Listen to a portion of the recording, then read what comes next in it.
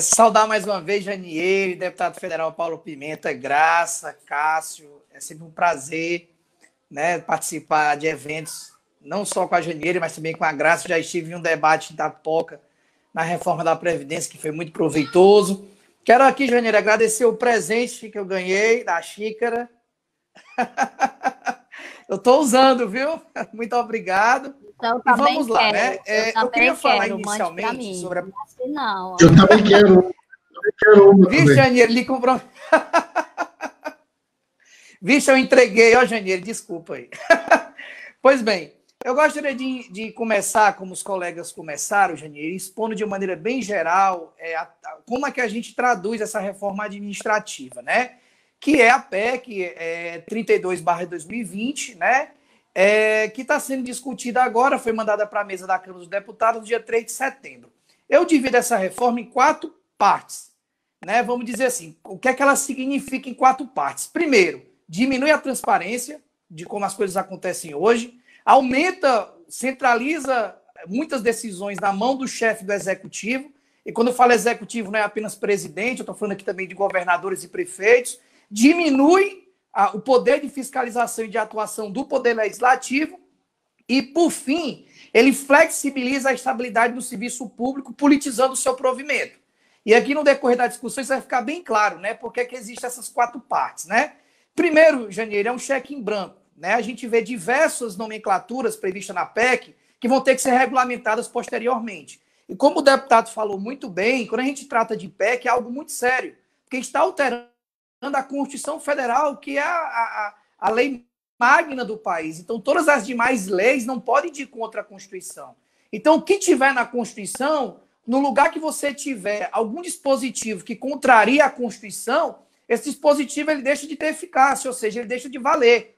É por isso que é algo muito sério. E mais, a partir do momento que você cria uma PEC onde permite que o governo regulamente diversas questões que vão ser regulamentadas através de lei infraconstitucional, você dá um poder muito grande, porque você está criando ali nomenclaturas e institutos genéricos que vão depois receber uma regulamentação que podem piorar ainda mais a situação, né? Porque a PEC por si só já é ruim, mas que podem ter alterações posteriores que vão agravar ainda mais o problema que essa reforma administrativa pode trazer se essa emenda for promulgada. Só para se ter uma ideia, vai ser necessário, aí, no mínimo, uns 6 projetos de lei federal e uma lei complementar para regulamentar tudo que essa PEC está trazendo, porque muita coisa fica em aberto, e isso, com certeza, vai trazer um grave risco para o servidor público. Não apenas com a PEC, mas com as leis posteriores que podem nascer a partir dela, né? E por que a gente fala em dividir a PEC em 4 partes? Primeiro, por que diminui a transparência, né? Hoje nós temos uma realidade onde os gestores, por exemplo, em relação à questão do orçamento, as casas legislativas têm um controle hoje apurado sobre isso. A PEC diminui um pouco isso, né? A questão também do planejamento do orçamento obrigatório pode se tornar facultativa através dos contratos de desempenho, o que também diminui a transparência e, o pior, amplia a capacidade do chefe do executivo de nomear cargos comissionados. Hoje nós temos a possibilidade de ter como cargo comissionado as funções de assessoria, chefia e direção. Estão criando aí agora uma função de cargo comissionado chamada de função técnica. Para que é que vai servir isso? Para muitas vezes se colocar como cargo comissionado um contador que vai ali cuidar das despesas. Vamos falar aqui de maneira mais específica dos municípios. Você vai ali botar como cargo comissionado cargos técnicos, que são cargos de confiança, quando deveriam ser cargos, deveriam ser provistos através de concurso. E ainda vai abrir brecha para que se façam mais contratações, através de nomeação política, de cargos comissionados, além daquelas que já existem hoje. Por que aumenta o poder do chefe do executivo e diminui do legislativo? A partir de agora, a partir dessa reforma, se ela for promulgada, o chefe do executivo, no caso o presidente, vai poder extinguir decreto, autarquias e fundações públicas e órgãos da administração pública através de decreto. Hoje isso só pode acontecer se for feito através de lei. Aí vejam a insegurança, né? Hoje, para que uma autarquia, por exemplo, como o INSS, possa ser extinta, tem que ser aprovada uma lei extinguindo no Congresso, mas através dessa reforma, o presidente pode, se quiser, extinguir uma autarquia através de decreto. Ou seja, uma autarquia criada por lei, com a participação do legislativo, eles estão criando a possibilidade de se extinguir sem que o legislativo participe, né? E isso mostra uma centralização maior das decisões do executivo e uma diminuição do poder do legislativo. Permite também que o chefe do executivo mude as atribuições do servidor público. Isso é um absurdo. Não que vá mudar o cargo, mas aí você tem uma outra insegurança, porque quando o servidor faz o concurso público, no edital ali vem todas as atribuições. Só que se o chefe do executivo quiser aumentar suas atribuições dentro daquele vínculo, ele vai poder, o que gera também uma insegurança, né? E uma outra questão também muito grave, pegando a colocação que foi feita pelo deputado em relação à questão do princípio da subsidiariedade, ele permite que os entes firmem instrumentos de cooperação com pessoas jurídicas de direito privado para aproveitar suas estruturas, inclusive de recurso humano, para não fazer concurso público. Ou seja, ele vai firmar ali um instrumento para a única responsabilidade que vai ter é de repassar um recurso para aquela pessoa jurídica de direito privado e os trabalhadores que vão estar vinculados a ela não vão ser servidores públicos, né? Meio que mascarando aí uma privatização, uma terceirização de serviços públicos. E, por fim, flexibiliza a estabilidade no serviço público e politiza o seu provimento. Por quê? Só para vocês terem uma ideia, eles agora estão criando os cargos típicos de Estado, que seriam aqueles que ainda teriam estabilidade. E, para quem não sabe o que isso significa, gente, os cargos típicos de Estado são aqueles que não têm função equiparada no setor privado. Isso quer dizer que só vai ter estabilidade aqueles cargos que são providos na administração pública que não existem no setor privado, como, por exemplo, diplomatas, auditores fiscais, que é muito grave, porque você vai limitar bastante, até porque hoje nós temos diversos cargos públicos que têm função equiparada no privado que vão deixar de ser estáveis, como, por exemplo, auxiliares civis gerais, professores, né, vigias, enfim, uma gama de cargos que você tem hoje que, se tiver a função equiparada no setor privado, vai deixar de ter estabilidade, né? Inclusive, ele cria o vínculo por tempo determinado e o vínculo por tempo indeterminado, criando aí também um vínculo de experiência, né? Que para a situação dos cargos típicos de Estado tem que ter 2 anos, esse vínculo vai fazer parte do processo seletivo, e para os cargos por tempo determinado apenas 1 ano. Só que esses cargos de tempo indeterminado e tempo determinado não vão ter estabilidade, né? Então, na hora que o chefe do executivo ali vão criar, claro, isso na lei, mas vão facilitar bastante para que esse tipo de demissão aconteça, você vai tirar uma conquista que foi colocada desde 88, que é a estabilidade do serviço público.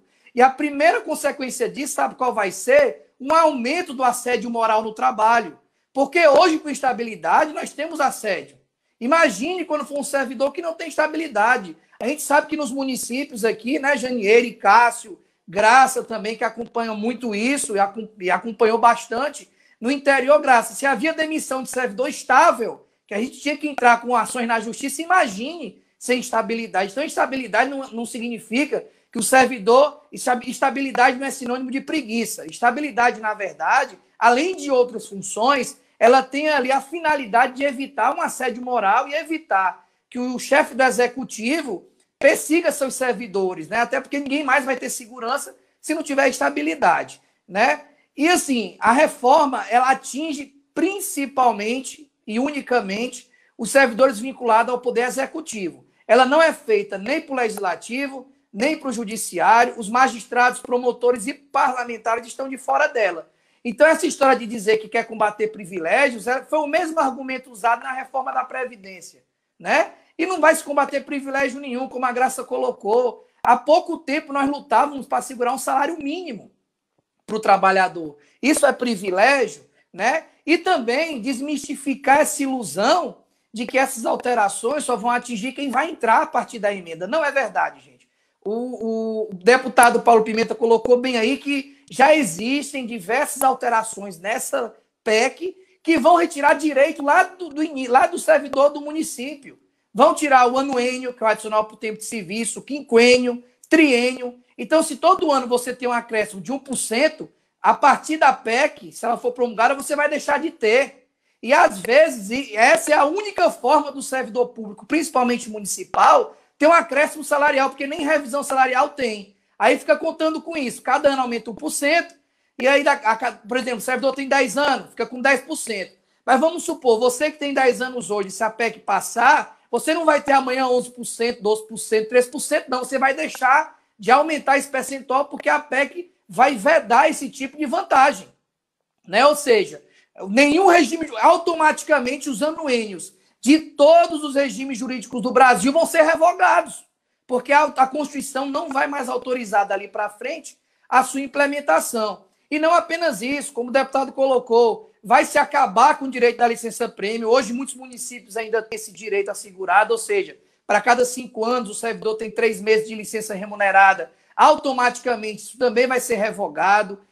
Mexe na questão da incorporação da gratificação, como a reforma da Previdência já havia mexido. Essa reforma administrativa ela reitera essa proibição, proíbe a redução de jornada sem a redução de salário, ou seja, se reduzir jornada, obrigatoriamente vai ter que reduzir salário.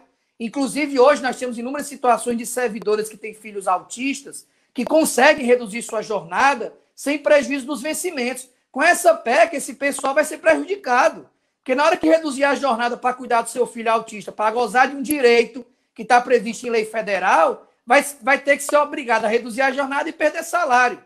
Nós também temos lugares que prevê redução de jornada para professores, quando alcança determinado tempo de serviço, não vai mais poder reduzir, porque a PEC proíbe a redução de jornada sem a redução de salário. Outro absurdo, a PEC também diz que durante os afastamentos remunerados do servidor, ele não vai poder receber verba indenizatória.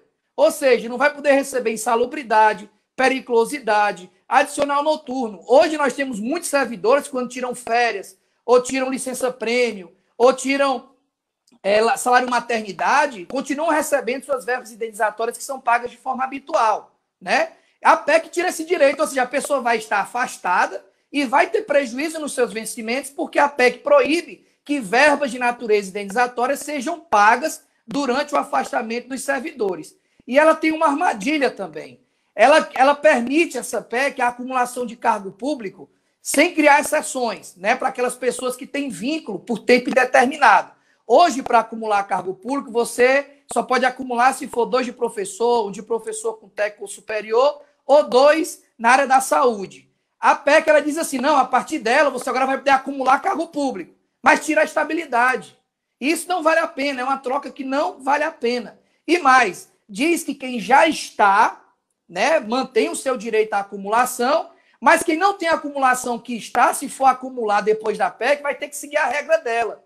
E ela, inclusive, cria uma limitação de jornada de acumulação que não existe hoje. Hoje, por exemplo, um professor pode acumular 200 horas de um concurso com 100 horas de outro. A PEC, ela permite que o governo regulamente uma lei limitando essa jornada. Então, se o governo disser que pode acumular, mas só pode acumular no máximo 200 horas, quem tem um concurso de 200 com um de 100 que queria acumular depois dela, não vai poder mais, porque vai ter uma limitação de jornada. Né? E, para finalizar essa minha primeira fala, dizer que ele ainda cria um dispositivo que permite aos entes que possuem regime próprio de previdência que eles podem optar para colocar aqueles servidores que pertencem ao vínculo por tempo indeterminado no INSS. Sabe qual é a armadilha disso? Primeiro, onde tem regime próprio, que é um regime teoricamente melhor que o regime geral, quando o servidor público fizer o concurso, se ele for vinculado a esse de tempo indeterminado, ele pode ser retirado do regime próprio e colocado no INSS, que possui regras mais gravosas, que possui forma de cálculo de benefício pior e mais também ainda vai tirar a arrecadação dos fundos próprios de previdência, porque só vai poder ficar vinculado ao fundo, caso o ente faça essa opção, aqueles cargos típicos de Estado. Então, assim, eu resumi aqui, né, de uma maneira bem rápida, as principais mudanças que vão ser causadas não apenas para quem vai entrar a partir da PEC, mas para aquelas pessoas que também já estão trabalhando, né? Dizer que é uma reforma totalmente inoportuna, é uma reforma que vem para acabar com o servidor público, não vem para combater privilégios, pelo contrário, vem para privatizar e tirar o Estado da sua função que a Constituição Cidadã dá desde 88, o Estado não é para atuar de forma subsidiária, é um governo ultraliberal, né, que só imita o que é ruim, né, porque mesmo que sendo um governo liberal, só coloca o que é ruim, e assim, é muito grave. Da mesma maneira que alguns servidores não atentaram para a reforma da Previdência, os servidores têm que acordar e brigar para que uma reforma dessa não passe. Porque, como eu disse, a única coisa que essa reforma vem fazer são essas 4 partes que eu dividi: diminuir transparência, centralizar poder no chefe, centralizar a decisão para o chefe do executivo, diminuir o poder do legislativo e flexibilizar a estabilidade do serviço público. Eu pergunto a vocês, a quem isso interessa? A gente sabe, né? Então é isso, Janeiro. Eu faço essa palavra inicial e à medida que for caminhando, a gente vai aí interagindo e colocando outras colocações. E aí, diante dessa realidade, eu queria só perguntar o seguinte: é verdade que no Brasil existe um número muito alto de servidores públicos que ganham muito e tem privilégios? Porque essa é uma das falas que a gente tem percebido demais nas redes sociais, não é? Então, eu gostaria que vocês colocassem a Graça, inclusive, o Frid já até se atualizou aí, como é que funciona isso nos municípios, né? Como foi que nós fizemos, né, para que alguns trabalhadores passassem a ganhar o mínimo. Mas aí vocês vão ter a oportunidade de explicar isso agora melhor. Vamos lá. Quem começa? Tem que abrir o microfone. A Graça começa? Ou é o Frid, depois vamos revezando, hein? Tá bom. Tá bom, Graça. Bem, Janeiro, é o seguinte, como a gente falou, né, na nossa colocação, e a Graça também tocou nesse ponto, essa história de se combater privilégio é o argumento mais batido que o governo coloca, né? E a gente acompanha a luta nos municípios. A gente sabe que a maior parte dos servidores públicos hoje no Brasil estão vinculados ao poder executivo municipal, até porque a gente tem mais municípios, né? Tem muitos municípios. Mas aí a realidade ela é bem diferente desse mundo de fantasia que o governo coloca. Por quê? Na maior parte desses municípios, Janeiro, a experiência nos mostra que a grande maioria dos trabalhadores são assalariados. Isso quando recebe o salário mínimo. Porque ainda existe município hoje que paga só meio salário. Pasme, Graça. Ainda tem. Ainda tem município que o município recorre até a Conchinchina para não implementar o mínimo. E aí eles perdem em primeiro grau, perdem em segundo grau, vão bater no STF para não pagar o mínimo. Eu aqui cito um caso prático. Várzea Alegre até hoje paga meio salário para o servidor, né? Recentemente nós conseguimos ganhar algumas ações para garantir o mínimo para algumas cidades, né? Então veja só, a gente está brigando para se pagar R$ 1.045 e a maioria dos servidores vinculados aos municípios vivem nessa realidade. Quem não vive nessa realidade está com o salário defasado. Porque muita gente fez concurso público em 98, em 2003, hoje, como não tem revisão salarial, ou está ganhando o mínimo, porque não teve revisão anual e o salário foi achatando. Então, antigamente tinha gente que fazia concurso para ganhar 2 salários, como não teve revisão anual, hoje ou está ganhando o mínimo ou está ganhando próximo disso. Isso é uma realidade de inúmeros municípios, né, que estão nessa situação. E assim, raramente você vai encontrar, pelo menos na grande maioria dos municípios, aqui do estado do Ceará, mais afastados da zona metropolitana, servidor que ganha 3, 4, 5 mil reais. Você não vai encontrar. Na verdade, grande parte desses servidores que têm uma remuneração melhor do que essa realidade são aqueles servidores vinculados ao Poder Judiciário, né, onde você tem realmente uma carreira e uma revisão salarial que é bem mais respeitada do que no executivo. Então, os maiores vão ter salários mais razoáveis, né, no Poder Judiciário, você vai encontrar também no Poder Legislativo, principalmente em relação à questão do gasto que é tido hoje com os parlamentares. Agora, falando de servidor público, Janeiro, isso é uma falácia, não existe. E mais, se você tirar, Janeiro, o anuênio ou o quinquênio, se você tirar eu até esqueci de falar, todas as progressões e promoções que usam como embasamento o tempo de serviço também vão ser revogadas. Então, tem município que tem progressão para o tempo de serviço, que a cada 2, 3 anos você muda ali de referência, aumentando 2,5%, 3%. Isso vai acabar. Não vai existir mais progressão para o tempo de serviço. Então, numa lapada só, como diz a gente cearense, o servidor público vai ter revogado o seu anuênio, licença-prêmio, progressão que utiliza como base tempo de serviço e mais. Não vai poder existir férias acima de 30 dias. Hoje você tem professores que têm 30 dias de férias e 15 dias de recesso, né? Vai acabar com isso também, porque a PEC só vai permitir, para um período aquisitivo de 1 ano, no máximo 30 dias de férias. Então, quem tem esse recesso de 15 dias previsto em lei, vai perder. Se você tirar tudo isso, janeiro, de quem ganha um salário mínimo, essa pessoa vai ficar com o quê? O que é que você vai reduzir dessa pessoa? Fora que hoje já tem municípios que já se tiraram muitos direitos, né? Como a gente colocou na nossa fala, muitas vezes o anuênio é esse bote salva-vida para você ter pelo menos um aumento anual ali de salário, você não vai ter mais isso. Então, em resumo, é um argumento mentiroso, é um argumento imoral. Se querem combater privilégios, que comecem fazendo isso com eles, né? Vamos tirar os privilégios dos políticos, vamos tirar privilégio, vamos tirar excesso de contrato temporário, vamos diminuir a quantidade de carro comissionado, que a gente sabe que muitos municípios têm tanto contratado temporário por critério político, e aí tem um gasto tão alto que o servidor efetivo é prejudicado. Então, se querem combater privilégio, vamos começar da maneira adequada, vamos começar moralizando a contratação de temporários, vamos começar moralizando a nomeação de comissionados e não atingindo os efetivos, os estáveis. Ou seja, hoje, depois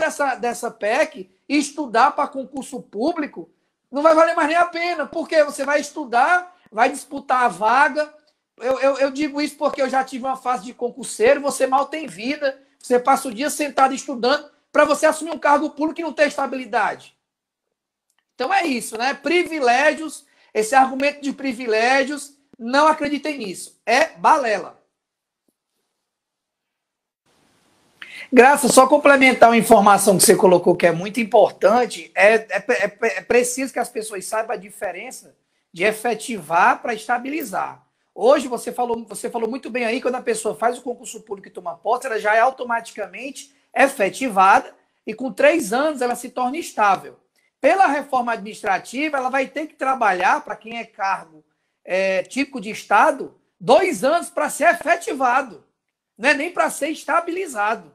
É para ser efetivado, porque o cargo de vínculo por tempo determinado, ele tem que ficar 1 ano nessa experiência para também ser efetivado. E mais, vai fazer parte da seleção.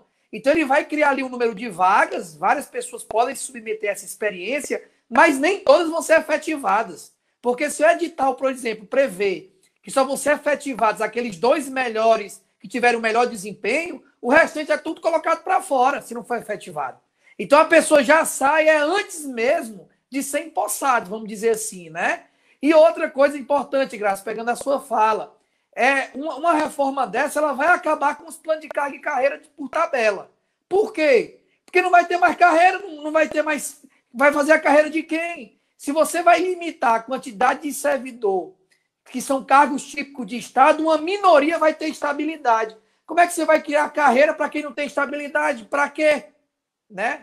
Então, só para pegar esse gancho, para mostrar como é grave essa reforma. Pronto, Janiele. Eu vou falar então e vou concluir também.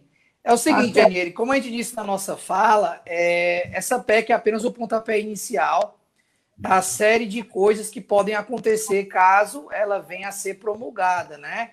Ou seja, tem muitos dispositivos nessa PEC que vão ter que ser regulamentados. No mínimo, 6 projetos de lei infraconstitucionais vão ter que ser criados de uma lei complementar também, para que ela possa explicar, né, e dar dispositivos para diversas nomenclaturas que são criadas nessa PEC. Por exemplo, eles vão ter que criar lei para dizer quais são os cargos típicos de Estado. Então, que cargos são esses? No momento, ninguém sabe, né? A priori, são cargos que não possuem função equiparada no setor privado, mas isso vai ser definido por lei. Também vai se definir por lei, Janiele, como é que vão ser as demissões daquelas pessoas que tiverem vínculo de experiência, como é que vão ser as demissões daqueles que tiverem vínculo por tempo determinado e por tempo indeterminado. Tem uma aberração nessa PEC que diz que quem vai criar os critérios para seleção dos comissionados é o próprio chefe do executivo. Assim, é algo muito absurdo. Ele vai criar as próprias regras daquele que ele vai nomear, através de decreto. Né? Não é nem de lei. Né? Então, também vão ter que se criar leis para regulamentar como é que vão funcionar esses instrumentos de parceria entre os entes e essas pessoas jurídicas de direito privado, como é que vão funcionar esses contratos de desempenho. Então, tem muita coisa ainda por trás da PEC que a gente ainda não consegue enxergar, né? Vamos dizer que a PEC é só a sombra do que realmente coisas piores podem vir após a PEC, porque muitos dispositivos vão ter que regulamentar essas questões que estão em aberto na PEC, porque a PEC ela não explica tudo. A PEC traz muitas coisas ruins, na verdade, 100% da PEC é ruim, é um retrocesso, como foi dito aqui, não é uma reforma, é uma demolição, porque ao invés de melhorar, ela vem piorar, ou seja, o que existe bom hoje, os avanços que se tiveram hoje, principalmente ligados à própria questão da transparência e da democracia, com essa PEC nós vamos ter um retrocesso, né? Já que, como foi dito aqui, o chefe do Poder Executivo vai ter liberdade para demitir da forma que quiser, vai ter liberdade para colocar os comissionados que quiser, enfim, então a gente vê que não apenas diminui a transparência, mas aumenta muito o poder do Executivo. A Graça disse no início que esse é mais um projeto de lei onde não há discussão, não há debate. Nós temos o costume de, quando vamos construir um projeto de lei, ter audiências públicas para se construir um texto. Né? E a partir da construção desse texto é que a gente vai para a fase seguinte, que envia um projeto. O governo, em todos os seus projetos, estão feitos de maneira unilateral. Para esse governo, não existe diálogo, não existe conversa. Os atingidos não são ouvidos. Né? E aí se vem com esses fake news, se vem com esses argumentos falaciosos para empurrar uma lei goela abaixo. E o discurso é sempre o mesmo, é sempre dizendo que a economia vai ser salvada com isso, é sempre dizendo que os privilégios vão ser combatidos. Então as pessoas têm que perceber que esse projeto de lei ele defende o interesse de uma minoria. E um governo ele não deve atender a interesse de uma minoria. O Brasil é de todos os brasileiros, não é apenas dos empresários, não é apenas do setor que tem mais recursos. E isso precisa ser visto, porque, infelizmente, Janiele, tem gente que defende o governo, parece que por questão de orgulho. Eu não vejo outro motivo. Porque a pessoa está sendo prejudicada, a pessoa está tendo redução de direito, mas ainda quer defender. Defender o quê, pelo amor de Deus?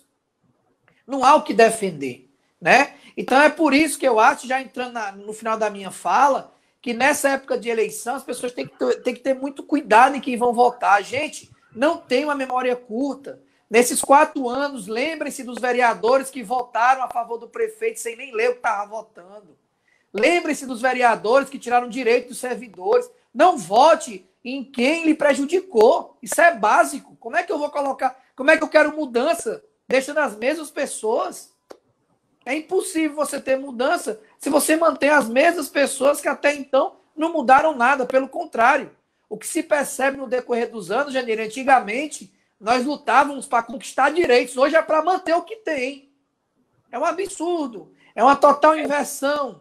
Né? Então é lamentável. E mais, é lamentável como muitas pessoas têm se acomodado em relação a isso. Né? E se não reagir agora, eu tenho percebido, Janiele, que as pessoas têm mania de reagir depois que o prejuízo está causado. Muita gente que não veio na luta da reforma, hoje diz, doutor, como é que deixaram passar uma coisa dessa? Ora, não faltou iniciativa nossa para explicar os prejuízos que seriam causados. Então não adianta, depois que o prejuízo está causado, querer remediar. O momento de agir é agora, e os sindicatos têm um papel fundamental nisso. Tem muita gente que acha que às vezes que sindicato está ali para atender apenas a interesse particular. Não é. O sindicato existe para fazer essa defesa. E é nesse momento, esse poder agregador que o sindicato tem, e a importância que o sindicato tem, isso deve ser valorizado. Tanto é que o governo, assim que assumiu, uma das primeiras coisas que tentou acabar foi com os sindicatos, tirando o imposto sindical, tirando a arrecadação mensal, porque criou uma medida provisória para que o servidor não tivesse desconto em folha. Se o governo se interessa tanto em acabar o sindicato, por qual motivo é, se não desmobilizar a classe trabalhadora? Então, tudo isso tem que ser visualizado com toda a cautela que a situação exige. Então, é com essas palavras, Janiele, que eu encerro aqui a minha participação. Eu agradeço muito o convite, né? Foi uma satisfação imensa aqui estar com o Cássio, estar com o deputado federal, com você mais uma vez, com a Graça também. Para mim é uma satisfação imensa. Eu não sei se eu vou ganhar outra xícara, mas se quiser mandar,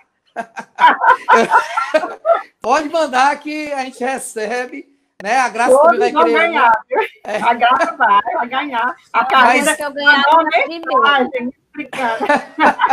Mas é isso, gente. Eu agradeço mais uma vez o convite. Eu espero que não tenha sido aqui muito rápido nas minhas colocações, mas realmente é um tema complexo. É uma reforma que a gente lê artigo por artigo para entender até as maldades que estão maquiadas ali dentro, porque tem muita maldade que, se você lê uma vez só, você não entende. Então, eu espero que as pessoas tenham compreendido que essa PEC ela é uma PEC inoportuna, injusta e política. É isso, ela é política. Ela serve unicamente para dar mais poder para o chefe do executivo politizar o serviço público.